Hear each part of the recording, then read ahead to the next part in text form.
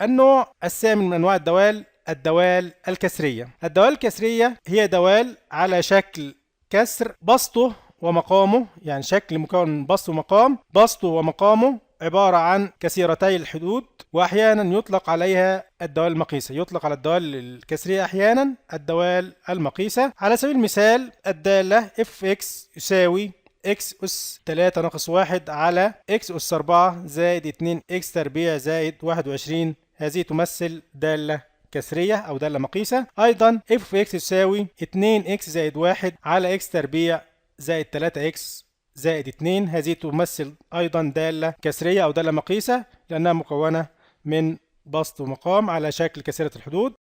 النوع التاسع من أنواع الدوال هو الدوال غير الجبرية، وهذه الدوال لا تنتمي إلى الدوال السابق ذكرها. ومن هذه الدوال رقم 1 دالة القوة، والصورة العامة لهذه الدالة هي y تساوي f of x يساوي x أس n، حيث n عدد صحيح موجب أو سالب أو عدد كسري، ويمكن كتابتها y تساوي x أس n.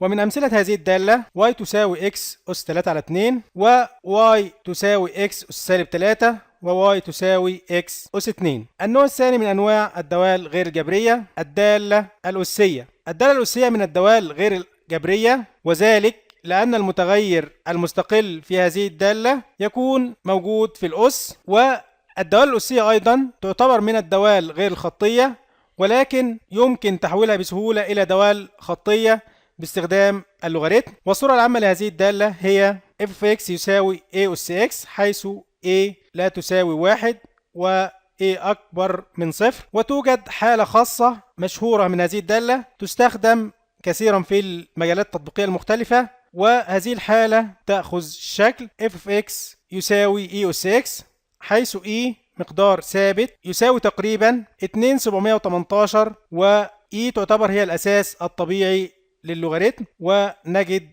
رمز e موجود في الآلة الحاسبة. والشكل البياني لهذه الدالة هو في حالة y تساوي e أس x يكون هو شكل الدالة على الشكل التالي. أما إذا كانت y تساوي e أس سالب x يكون شكل الدالة هو هذا الشكل. وتعتبر الدالة الأسية اللي هي f of x يساوي e أس x حالة خاصة توجد بعض الملاحظات أو تسمى قواعد الأسس. في حالة الضرب نجمع الأسس، أي إذا كان لدينا a أس m مضروبة في a أس n يكون ناتج a أس m زائد n بجمع الأسس.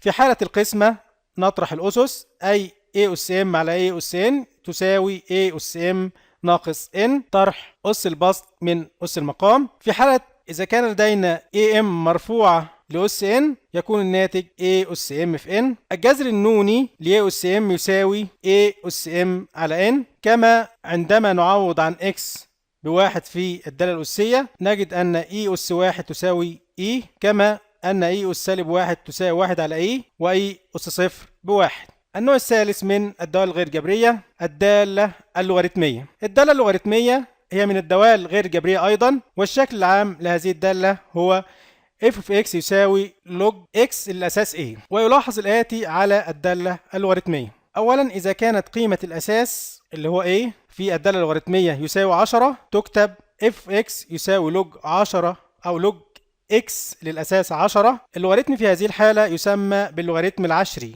ويكتب f x يساوي log x دون أن نكتب الأساس 10. أما إذا كانت قيمة الأساس أو أساس اللوغاريتم في الدالة الأساس اللي هو a يساوي e فتكتب الدالة f of x يساوي log x للأساس e. اللوغاريتم في هذه الحالة يسمى باللوغاريتم الطبيعي، ويكتب أو تكتب الدالة في هذه الحالة بالصورة f of x يساوي ln x بدلا من f of x يساوي log x الأساس e. بعض قواعد اللوغاريتمات ln x في y يساوي ln x زائد ln y. يبقى إذا أدخلنا ln على x مضروبة في y يساوي ln x زائد ln y. ln x على y يساوي ln x ناقص ln y في حالة القسمة. ln x أس m تساوي m في ln x. ln e تساوي 1 ln e أس m x تساوي m x، وهذه القواعد من القواعد المهمة جدا في الرياضيات.